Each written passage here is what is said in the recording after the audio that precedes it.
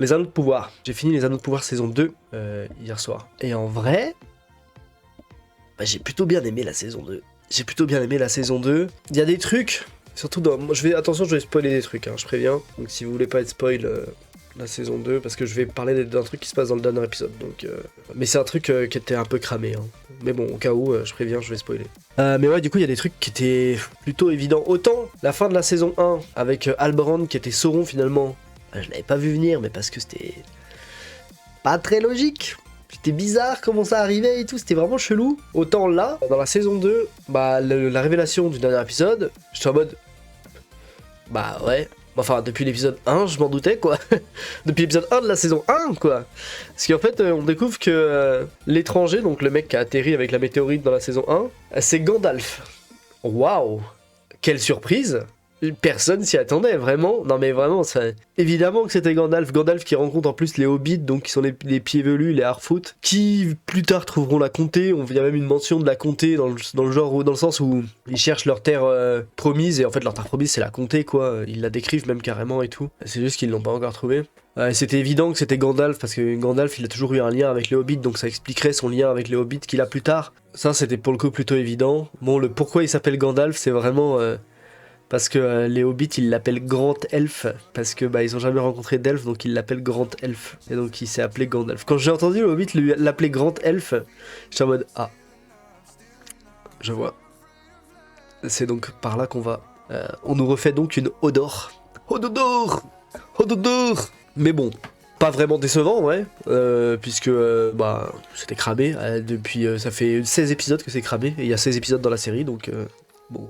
C'est dire à quel point c'était cramé. Par contre, le magicien sombre, du coup, de la saison 2, j'avais des théories, mais il n'y en a aucune qui se tient. En fait, si une de mes théories se valide, c'est con et c'est nul à chier.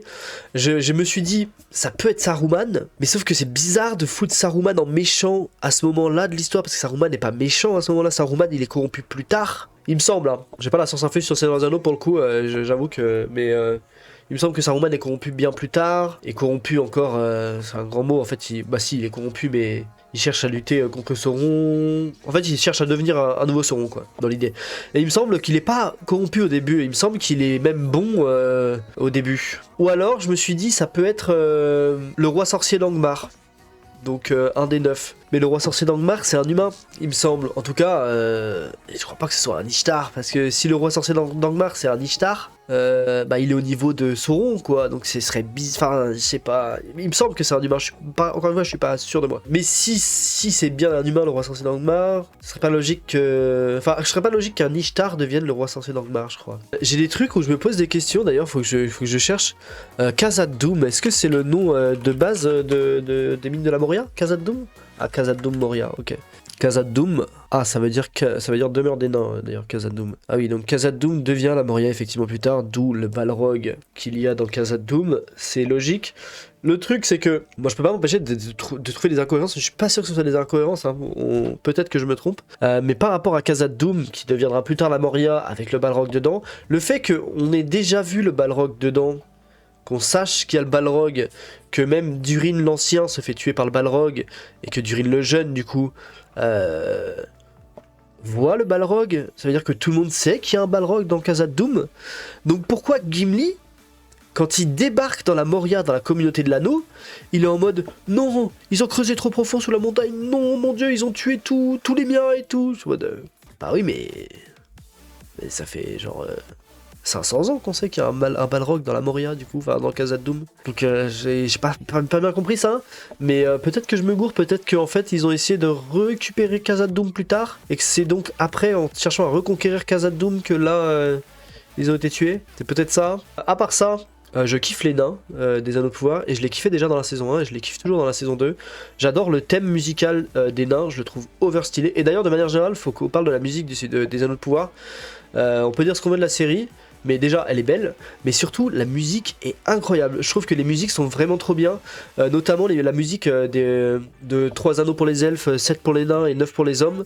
Cette musique là, je sais plus le nom de la musique, mais elle a un thème très particulier, et elle est subtilement, elle est bien placée, subtilement peut-être pas, mais elle est bien placée à chaque fois à des moments clés où tu es en mode chaque fois qu'il y a des trucs où il y a une application de création d'anneaux ou des trucs dans le genre, il y a cette musique qui passe en fond et je trouve que c'est bien fait, j'aime beaucoup. De manière générale, toutes les musiques des Anneaux de Pouvoir, je les trouve vraiment stylées. Elles sont vraiment bien, et je trouve qu'elles marchent vraiment bien avec l'univers. Elles font bien penser au Seigneur des Anneaux, à celui de Peter Jackson. Franchement, je retrouve vraiment l'univers du Seigneur des Anneaux à travers les musiques des Anneaux de Pouvoir. Et à part ça, donc là je parlais un peu des trucs un peu incohérents ou dont je suis pas sûr que j'ai vu dans la série. Un truc que je trouve vraiment cool, c'est de voir Sauron manipuler les gens. J'ai vraiment kiffé ça. Ça m'a, pour le coup, tout ce qui se passe à Numénor m'a encore un peu fait chier. J'ai l'impression vraiment à chaque fois qu'il y a des trucs qui se passent à Numénor, c'est pas hyper intéressant, je trouve, ce qui se passe à Numénor en fait. C'est pas nul, pour le coup. C'est intéressant, le truc avec Myriel qui survit au ver de la mer. J'ai trouvé ça sympa, ça. Mais en fait, on passe trop de temps à Numénor pour pas grand chose qui s'y passe. Ah si, un truc qui est génial à Numénor, le truc où le mec se fait tuer par une épée dans le dos alors qu'il vient d'épargner le gars et que le capitaine vient de lui dire de l'épargner. Ça, j'avoue que c'était hyper stylé. Genre ça vraiment, ça m'a...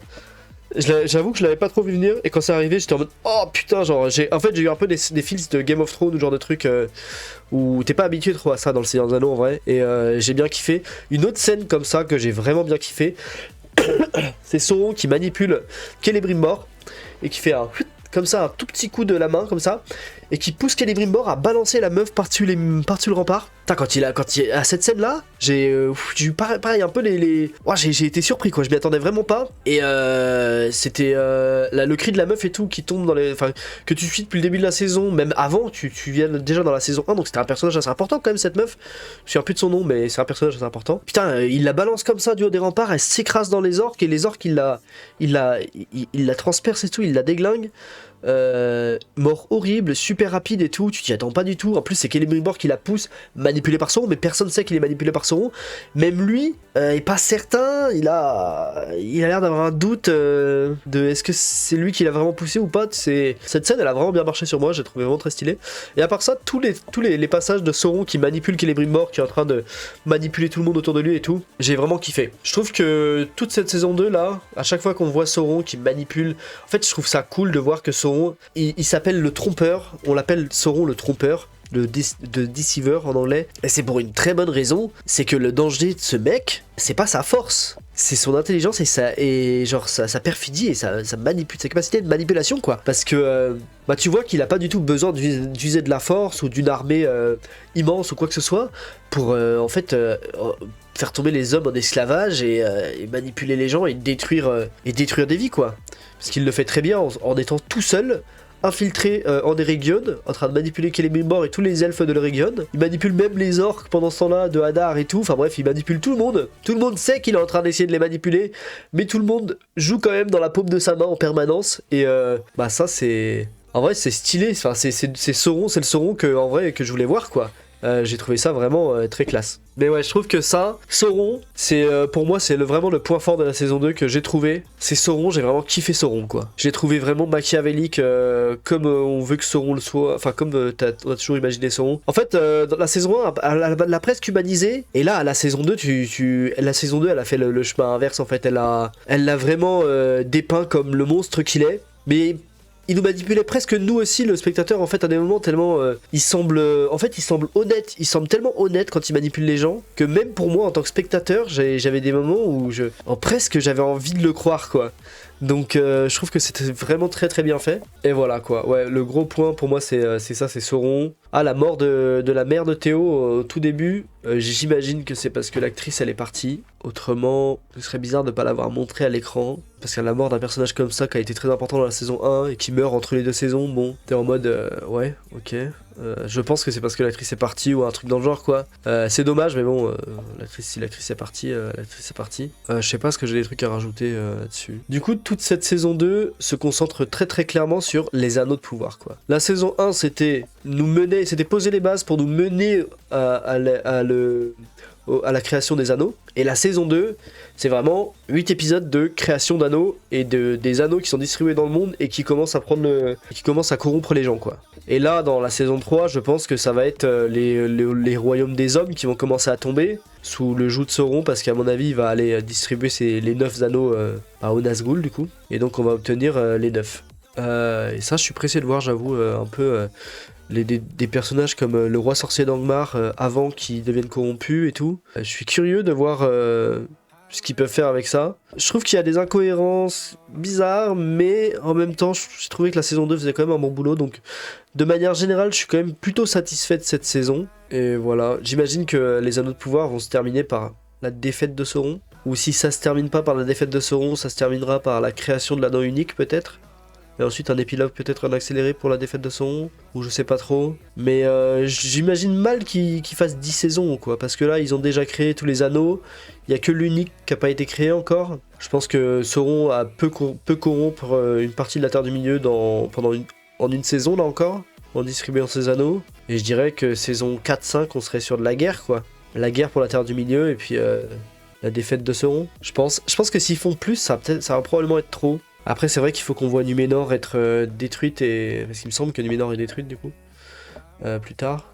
Enfin, en tout cas, puisque les Numénoriens, puisque les rois de Minas Tirith, c'est des Numénoriens et que du coup Isildur et tout vont devenir les rois de Minas Tirith, du Gondor en gros, c'est que il me semble qu'ils quittent Numénor à un moment. Bref, tout ça pour dire qu'en vrai, j'ai bien aimé la saison 2. J'ai quand même passé un moment, ouais, j'ai bien kiffé. Beaucoup de choses que j'ai kiffé. J'ai rematé la saison 1 juste avant, du coup. La saison 1 est pas mauvaise en fait. C'est juste qu'il y a des trucs qui. Il y a des longueurs à des moments. Mais encore une fois, c'est Numénor, quoi. Numénor. Je trouve qu'en fait, ce qui se passe à Numénor, c'est pas assez exaltant, quoi. À chaque fois, j'ai vraiment l'impression que Numénor, tu te fais pas mal chier, quoi. Alors que c'est important de voir ce qui se passe à Numénor, mais je sais pas pourquoi. Je trouve que. Enfin, non, en plus, je dis ça, mais non, parce qu'il y a des trucs qui étaient bien à Numénor dans cette saison, mais il y a quand même pas mal de trucs qui étaient longuets, quoi, qui traînaient, quoi. Même s'il y avait quand même des très bons passages à Numénor. Donc, bon, voilà. Bref, en vrai, j'ai kiffé. Donc, bonne saison. Le mot de la fin, c'était carrément cool. Voilà.